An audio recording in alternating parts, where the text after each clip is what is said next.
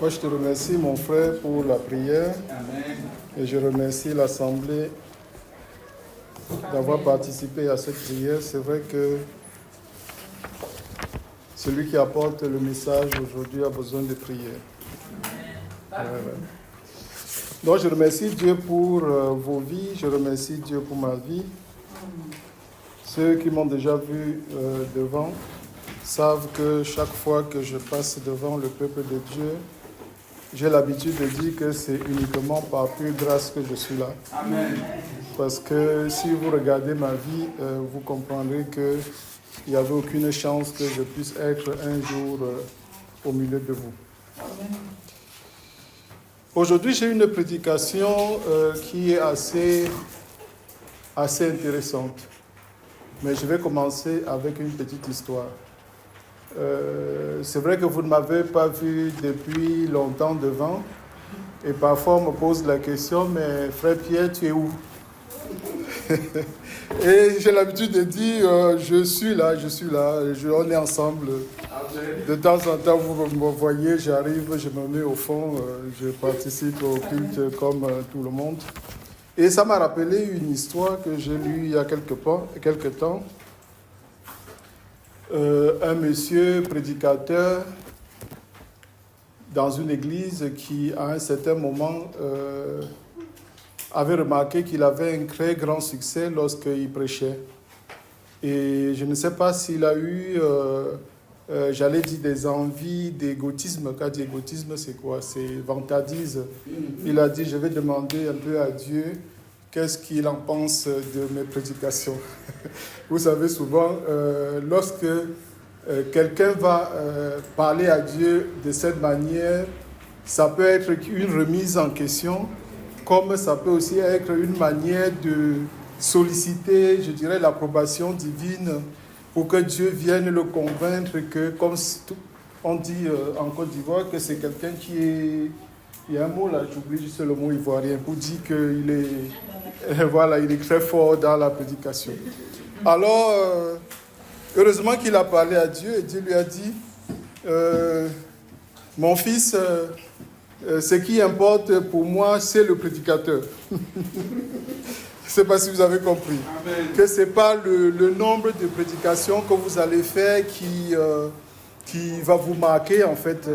En tant qu'enfant de Dieu, tu as besoin de te rapprocher de Dieu parce que tu peux amener énormément de personnes à Dieu à travers tes prédications, mais à la fin, tu n'as pas la porte, tu n'as pas la possibilité d'entrer au paradis. Voilà. Donc, je vais vous parler d'un sujet assez intéressant. Et c'est vrai que le frère, tout à l'heure, a introduit un peu cela sans le savoir. Comment construire une vie chrétienne riche? Amen. Depuis le Covid, je suis sur ce sujet qui me bouleverse et qui m'a beaucoup bouleversé. Et petit à petit, avec le temps, j'ai réussi à sortir plusieurs points importants, 4 à 6 points. Nous allons tout simplement évoquer 4 points intéressants aujourd'hui. J'espère que je ne serai pas trop long parce que l'essentiel, en fait, c'est que vous puissiez comprendre le message. Et la leçon d'aujourd'hui, c'est que on peut venir à l'église tous les jours, on peut prier tous les jours et être dans l'échec, être dans les problèmes, être dans les soucis et mener une vie qui est très désagréable à Dieu et pourtant on prie et pourtant on vient à l'église. C'est ce que je voudrais que vous compreniez. J'ai déjà entendu un pasteur aiguiller un peu cet esprit. Il a donné un petit commentaire un jour qui m'avait... j'ai toujours dans l'histoire. J'aime bien commencer par l'histoire pour que vous compreniez un peu le contexte de ma prédication. J'étais assis carrément au fin fond de mon canapé, connecté, pendant le Covid, dans une église de Gagnois, en Côte d'Ivoire. Et le pasteur, il disait, vous savez... vous pouvez être chrétien, aller à l'église tous les jours et être malheureux sur la terre. Et si vous êtes malheureux sur la terre, ça veut dire que même le ciel, vous pouvez le rater. J'ai passé mon temps, j'ai réfléchi, j'ai dit, mais est-ce que c'est possible que je puisse aller à l'église? Est-ce que c'est possible que quelqu'un puisse aller à l'église et ne pas être heureux sur terre? Qu'est-ce qui peut pousser quelqu'un à ne pas être heureux sur la terre alors qu'il prie tous les jours, alors qu'il prend la communion, on ne dit pas communion, alors qu'il participe à la Sainte Seine, alors qu'il fait toutes les activités, alors qu'il fait l'évangélisation dehors, et ne pas être heureux. Et rater le ciel alors qu'il fait toutes ces activités. Est-ce que ça vaut vraiment la peine?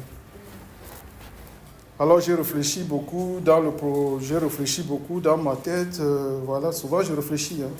J'ai réfléchi, après je me suis dit non, Pierre Benoît, explique, comme tu vas aller prêcher là, les 4 étapes importantes au peuple de Dieu pour qu'ils essayent de comprendre dans quelle catégorie chaque personne se trouve. Est-ce que mes problèmes, malgré que j'aille à l'église, est-ce que c'est lié au fait que je ne suis pas agréable à Dieu? Est-ce que c'est juste les épreuves de Dieu? Est-ce que le fait d'aller à l'église, ça me rend heureux? Comment j'envisage? Est-ce que je pense qu'un jour, je pourrais aller au ciel? Parce qu'il y a beaucoup de chrétiens qui pensent qu'ils n'iront pas au ciel. Donc, même des prédicateurs, même des bishops dans des grandes églises qui pensent que le ciel n'est pas pour eux. Et pourtant, tous les jours, ils sont à l'église. Quand on arrive à l'église, la première chose qu'on nous indique, c'est qu'il faut prier. Je n'aime pas trop cette affaire que j'arrive. Moi, c'est ce qui m'est arrivé. J'arrive dans la première église, on me dit, ah ben, tu sais, il faut prier. Vas-y, prie. Mais personne ne me dit comment je dois prier. J'étais de l'autre côté, on avait une manière de prier. J'arrive chez les évangéliques, on continue à me dire, il faut prier.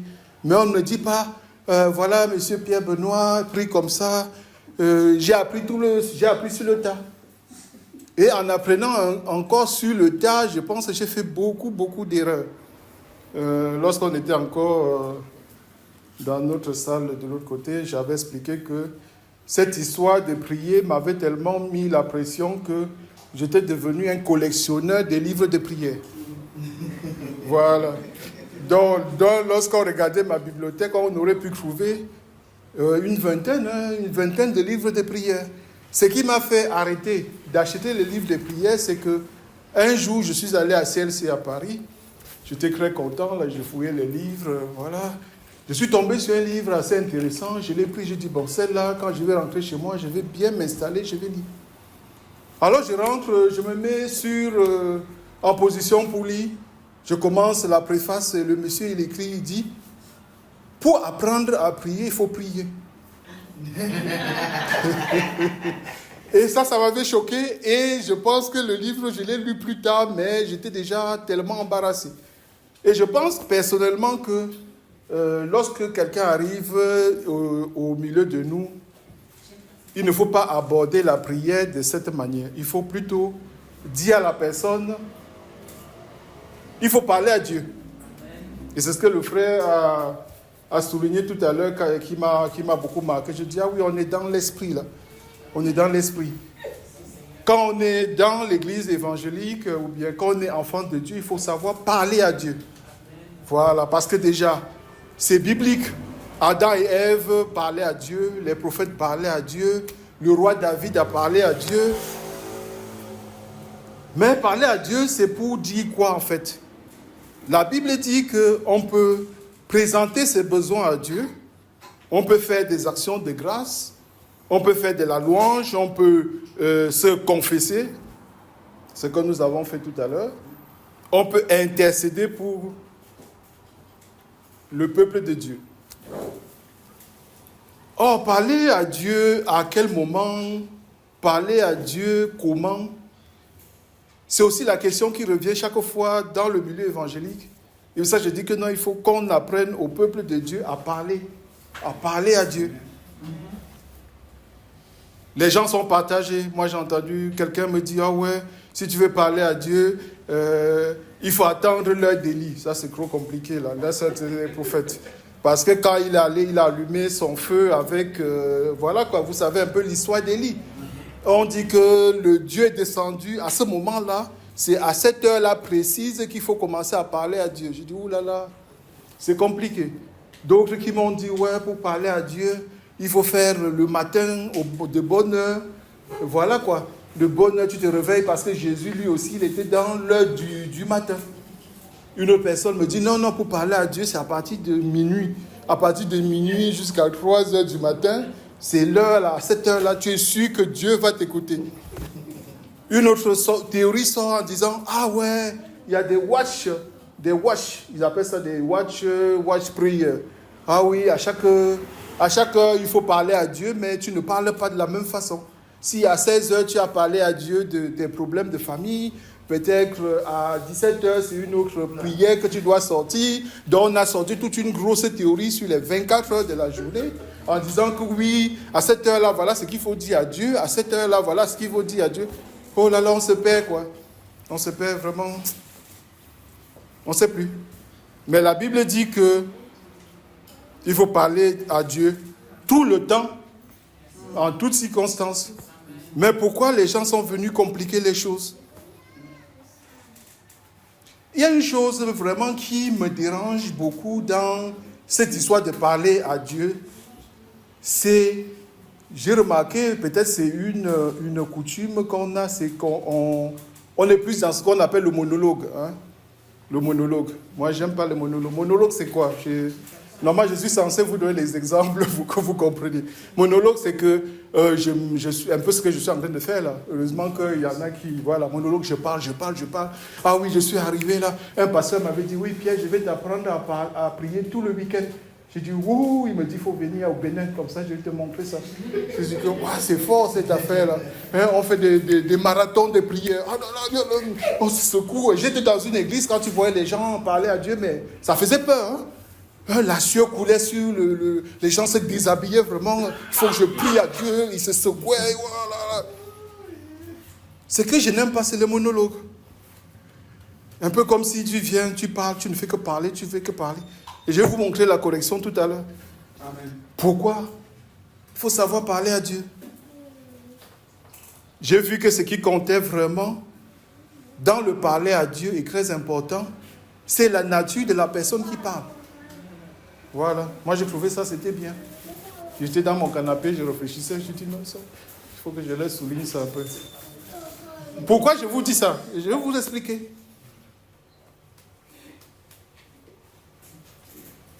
Tu te réveilles le matin, je ne sais pas, tu as eu une image, hein, je prends une image.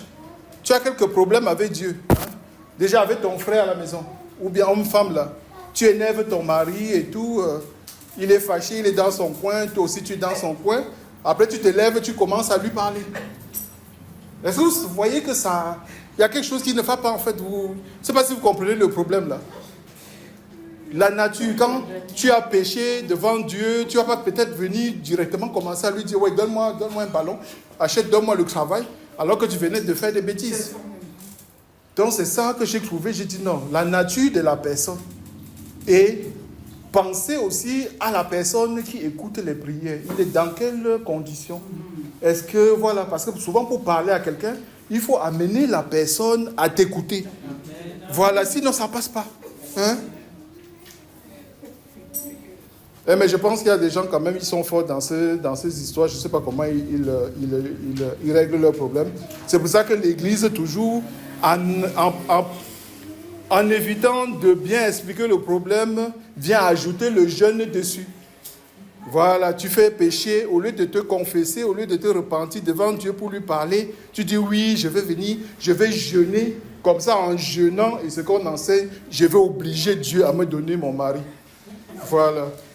Et je fais même des ultimatums à Dieu. Si tu ne me donnes pas ma femme dans une semaine, là, moi, je ne te prie même plus. Je ne te prie plus. Il y en a qui menacent Dieu. Voilà. Après le fait de parler à Dieu, on voit qu'il y a des petits soucis. On ne peut combler ce souci que par l'écoute de Dieu. Je parle à Dieu et j'écoute ce que Dieu va me dire. Mais l'église est venue, l'église évangélique est venue et nous a mis juste dans le parler. On parle, ouais. 24 heures. Vraiment, j'ai commencé ma prière, il était quelle heure? Minuit.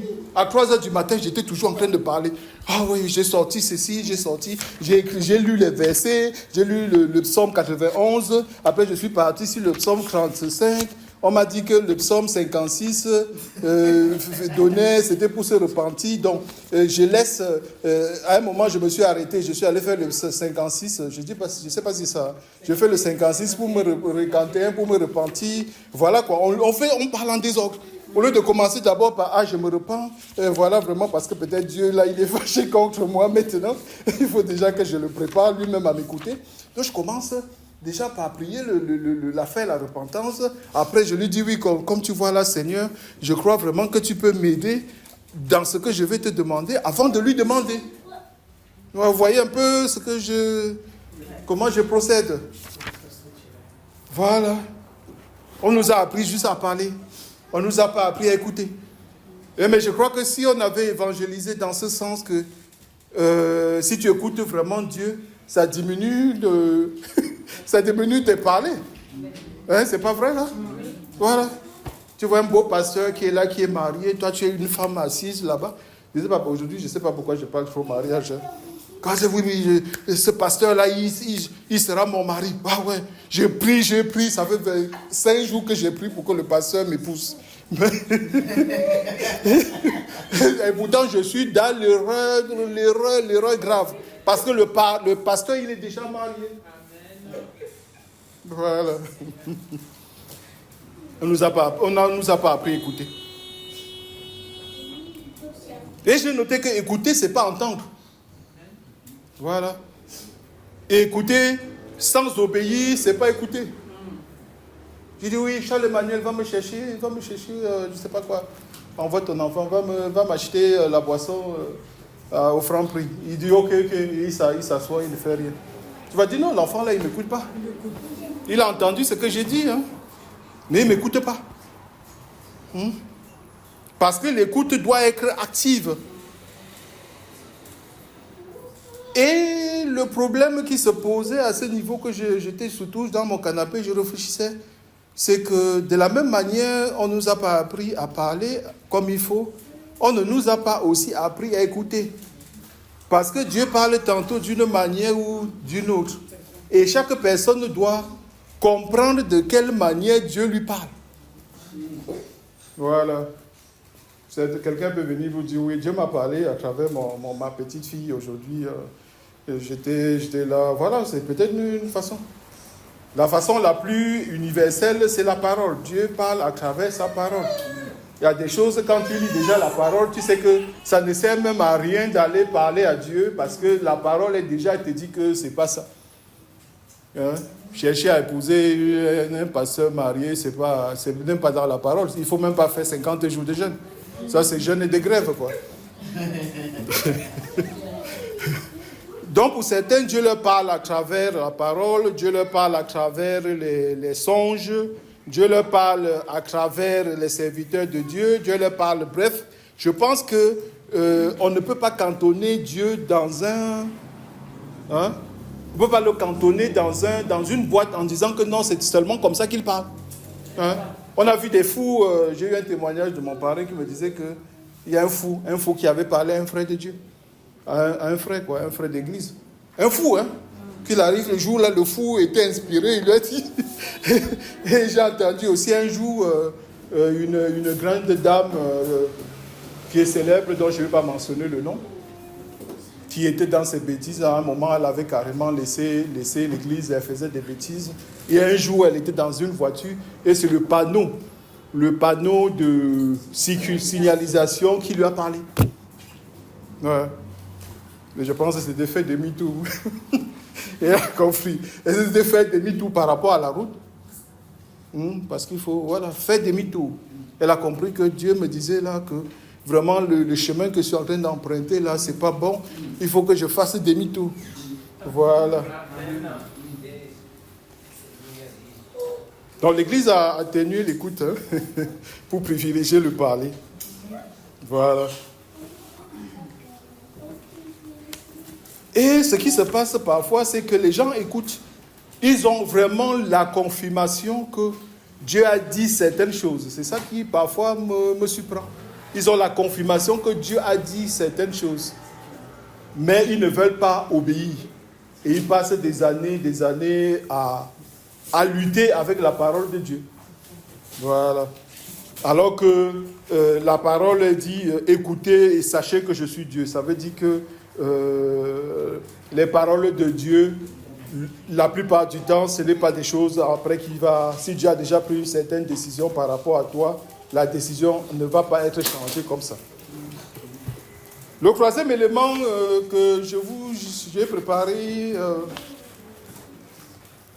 est aimer Dieu.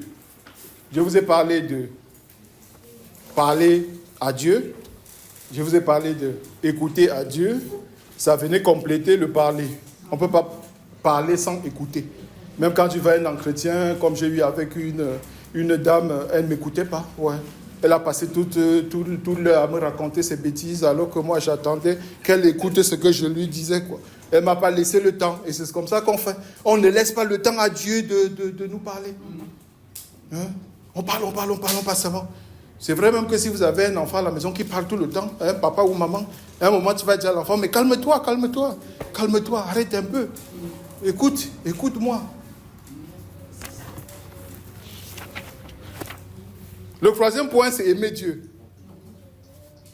Ouais. C'est ça, moi j'aime bien la partie on parle de l'amour. Là. Quand on parle de l'amour, je suis toujours très heureux. Oh là là là là, la partie de l'amour, elle est intéressante. Il faut aimer Dieu. Quand tu demandes à quelqu'un, est-ce que tu aimes Dieu? La personne dit, ok, j'aime Dieu. Mais souvent, la question, elle s'arrête là. Est-ce que tu aimes Dieu? Oui, j'aime Dieu. Il faut peut-être demander à la personne, qu'est-ce que tu fais qui montre que tu aimes Dieu? Parce que l'amour se définit souvent par des manifestations. Voilà. La personne pourra peut-être même dire, ah ouais, j'aime vraiment Dieu. Hein? Souvent quand tu vois les mamans, elles sont dans le bus, là, vraiment, j'aime Dieu. Hein? Ça veut dire qu'à 6h du matin, elle est partie à l'église. Ouais, elle souffre, elle a fait toute la veillée à l'église, c'est pour ça qu'elle considère qu'elle aime Dieu. Mais est-ce qu'il est écrit dans la Bible ou bien est-ce que Dieu considère que le fait d'aller au culte, c'est que tu l'aimes? C'est pour ça que je dis que j'aime beaucoup la partie de l'amour. Et l'exemple, elle est intéressante. Dans un couple, c'est pour ça que je parle toujours de mariage. Quand on s'aime là, hein, souvent comme on dit, quand c'est nouveau là, c'est très beau. Le monsieur, il sort du travail là, il se parfume bien, il s'arrête chez, je ne donne pas la marque, il prend quelques petites fleurs, il va à la maison, ah chérie, je t'aime, il donne la fleur. Et la femme aussi derrière, elle prend la fleur, oh bisous, je t'aime, oh, voilà. Donc la femme, ça c'est une femme, j'allais dire, qui est accueillante à ce système d'amour. Hein? Voilà. Elle comprend le langage des fleurs. Voilà. Est-ce que c'est une femme qui a été du monde ou est-ce que c'est une femme chrétienne? Je ne sais pas. C'est une femme qui comprend que recevoir une fleur de son époux, ou voilà, ça veut dire que mon époux, il m'aime.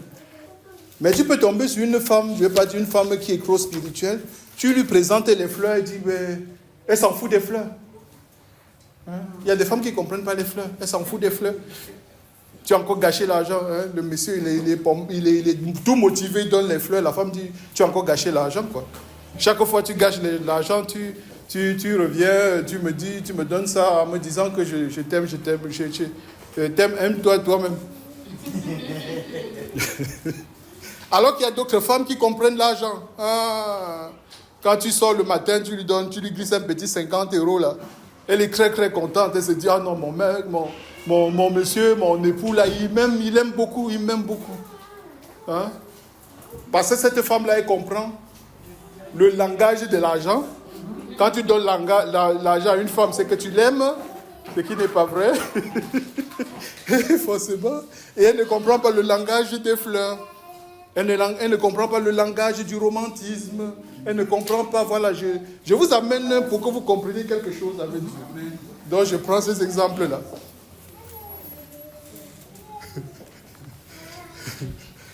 Donc lorsqu'on est ensemble, hommes et femmes, amoureux et amoureuse, on doit, il y a un mot qui me traversait l'esprit, s'approprier en fait.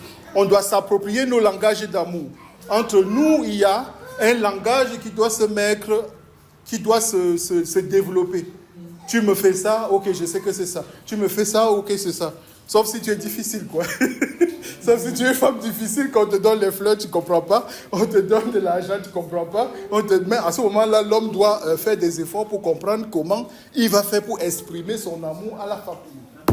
Voilà, c'est la même chose chez Dieu. Tu ne vas pas venir à l'église, à 6h tu es là, à 18h tu es là, tu dis que tu aimes Dieu. Non. Comprendre que tu aimes Dieu de quelle manière? Dieu, dans sa parole, a écrit comment on doit l'aimer. Et il faut l'aimer de cette manière-là. Voilà. Il faut obéir à ses commandements. Si vous m'aimez et gardez mes commandements, c'est que vous m'aimez. Il faut aimer Dieu d'une dévotion totale. Il faut être fidèle et loyal. Tout est expliqué par rapport au comment tu dois faire pour aimer et Dieu. Et de quelle manière? Aimer Dieu de tout ton cœur. Aimer Dieu en aimant les autres. Bref, tout est expliqué. Mais ce qui se passe en fait, c'est que l'homme, contrairement à Dieu, doit se plier à la manière d'aimer de Dieu. Ça veut dire que si tu fais quelque chose pour Dieu, qui n'est pas inscrit dans sa parole, comment Dieu a spécifié que tu dois l'aimer, il faut savoir que tu n'es pas en train de l'aimer. Voilà. Mais contrairement à ça, l'homme doit se plier à la manière dont Dieu l'aime. Voilà. Parce qu'il y a des gens, quand ils s'assoient, ils sont à l'église, ils disent, ah oui, mon Dieu, là, s'il m'aimait beaucoup, vraiment, il allait voir mon célibat, là, depuis longtemps, il allait m'enlever de ça, quoi. Et ça veut dire que, vraiment, Dieu ne m'aime pas, voilà. Et pourtant, tout expliqué que Dieu nous aime d'un amour inconditionnel. Dieu nous aime éternellement. Dieu a même envoyé son Fils unique mourir pour nous. Mais il y en a quand même qui doutent et qui veulent que Dieu les aime comme eux, ils veulent. Si comme Dieu m'aime là, vraiment si Dieu m'aime, il doit me trouver du travail. Je vais peut-être même pas envoyer mon CV, on va m'appeler et je vais aller travailler. Voilà le type de Dieu qui est dans ma tête. Voilà. Et ça c'est un problème aussi parce que entre nous, on ne m'a pas expliqué tout ça. Et j'ai découvert aussi sur le tas. Voilà. Le dernier point assez intéressant qui venait clôturer la prédication d'aujourd'hui, qui explique comment construire une vie chrétienne riche. Et j'ai compris exactement ce que le pasteur racontait quand je suis arrivé à ce niveau. C'est qu'il faut se donner à fond dans sa vie chrétienne. Voilà. Il faut se donner à fond. Parce que la vie chrétienne, c'est une course. Donc, quand tu commences à te convertir, là, c'est Paul qui a parlé de course. Jusqu'à ton dernier souffle, tu dois être dedans. Et il faut avoir une rencontre personnelle avec Dieu. C'est-à-dire, tu dois transformer, je l'ai dit, la vie chrétienne pour pouvoir escriper tout ce qui est de bonnes choses et qui peuvent t'amener dans la grâce et te permettre de t'épanouir à fond. Voilà. Si on te dit oui, cette affaire de péché, là, laisse tomber. Il ne faut pas venir te mettre dans le péché et passer tout ton temps dans le péché. Il y a pratiquer le péché et pécher. Quand tu pêches, il y a la confession qui donne la solution. Mais il y a pratiquer le péché, ça veut dire que toi-même tu sais que ce n'est pas bon, mais tu commences même à aimer. Les païens disent adorer, mais nous chrétiens on dit aimer. Tu aimes tellement que tu es dedans. Voilà. J'ai remarqué que, et c'est ce que je vous disais depuis le début, qu'on peut avoir une vie gâchée et pourtant on est à l'église. Voilà. Mais je sais que, de source sûre, lorsqu'un chrétien a un problème dans son âme, il sait qu'il a un problème.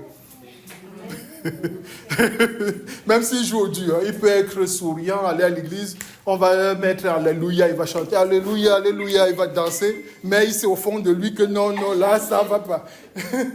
Que si Dieu vraiment descendait, il pourrait me pointer du doigt en me disant que toi, ma soeur, toi, mon frère, là, il y a une petite histoire que tu n'as pas réglée avec moi. Ouais. Chaque fois que vous prenez la Sainte Seine, il y a un mot qui revient toujours. L'histoire du jugement. Hein? Si tu prends ce... C'est quoi? Tu prends ce symbole et que tu sens qu'il y a un jugement, voilà. Un jugement contre toi, ça veut dire que ton cœur te juge, voilà. C'est le mot qu'il faut dire. Qu'on n'est pas en paix. Hein? La nuit, on se fait gifler à droite, à gauche. Voilà, ça c'est quand ça déborde, en fait. Hein? La lumière s'éteint, je ne sais pas, mécaniquement, tu te mets à paniquer parce que tu n'es pas à l'aise dans ton cœur. Tu penses que c'est les sorciers qui viennent, voilà quoi. Ça veut dire quand on arrive à ce moment, jusqu'à ce niveau, il faut se dire non, il y a un petit problème. Je suis en train de gâcher ma vie chrétienne.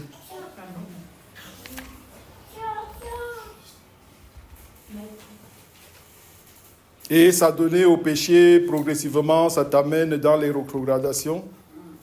Tu vas passer souvent courir d'église en église pour pouvoir régler ton problème, alors que ton problème est peut-être tout simplement un problème de repentance. Voilà, parce qu'on en a vendu des fausses délivrances à des personnes ici dehors. Elles ont pensé qu'elles pouvaient garder le mal de leur être et régler cela en chassant les démons. Voilà, je peux développer beaucoup de choses, mais je pense que dans la majorité des cas, vous avez un peu compris le message. Voilà. Donc je pense que pour nous tous, prédicateurs, parce que le prédicateur prêche d'abord pour lui-même en fait. Voilà. Il y a des moments où j'ai beaucoup lutté avec des prédications, je vous l'avais toujours expliqué. Il faut se donner tout entier à Dieu et ne pas faire de compromis avec les péchés. Fuir les choses qui vont venir, je dirais, attrister déjà ton âme et ne pas te mettre en paix avec Dieu. Ça pousse le chrétien à progressivement sortir des projets de Dieu. Et ce n'est pas en passant par 50 000 délivrances que tu vas régler tes problèmes, mais il faut juste venir, comme je t'ai dit, parler à Dieu, lui exposer ton cas et surtout écouter. Parce que nous, les chrétiens, on ne sait pas écouter. On ne nous a jamais appris à écouter. Et pourtant, c'est la moindre des choses. On écoute dans les familles africaines bien organisées, on écoute les anciens. Voilà, on respecte les anciens. Donc il faut écouter Dieu, il faut toujours mettre Dieu au-dessus de tout ce qui peut venir obscurcir ta vision des choses. Et je pense avec ça, on pourra alors vivre une vie chrétienne riche. Normalement, ce n'est pas de notre, comme j'expliquais à quelqu'un, ce n'est pas de notre devoir, en fait, quand on dit devoir, c'est motivation, de passer tout notre temps à demander pardon, en fait. Voilà. Souvent, j'explique ça, les gens ne comprennent pas. Je dis, entre lutter pour ne pas demander pardon et demander pardon, qui est plus facile, c'est mieux de lutter pour ne pas demander pardon. Parce que lorsque certaines choses sont faites, pour pouvoir récupérer le retard qu'on a eu, c'est très difficile. Voilà. Tu as peut-être perdu des grâces et tu vas peut-être mettre 4 ans, 5 ans pour recevoir les mêmes bénédictions parce que tu as laissé entrer énormément de choses. Voilà, peut-être pour 5-6 minutes de plaisir, quoi. Voilà, donc je remercie Dieu pour sa prédication. Amen. Et je prie que nous, prédicateurs et chrétiens, fidèles de la communauté, que nous puissions mettre cela en pratique et que Dieu, dans sa grâce et sa bonté divine, nous tienne par la main pour que nous puissions avancer avec succès. J'ai prié au nom de Jésus-Christ notre Seigneur. Amen. Amen.